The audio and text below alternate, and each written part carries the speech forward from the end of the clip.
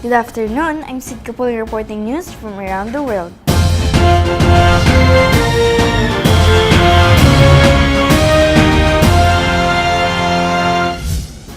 Under Presidential Proclamation 115, March was declared Fire Prevention Month, being the hottest month of the year.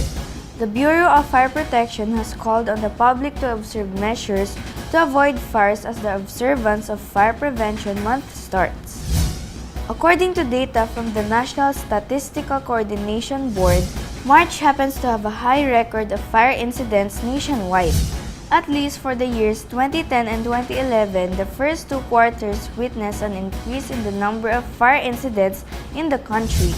The Philippine Institute for Development Studies says the March had one of the highest number of fire cases and casualties from 2010 to 2012.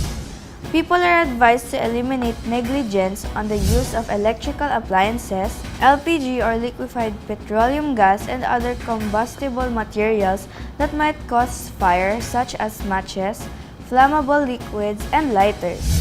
The BFP also said people should familiarize themselves with the hotline number of the nearest fire station. Call Hotline 117 in case of fire or other emergencies. Until next time, I am Sid Kapul reporting news from around the world.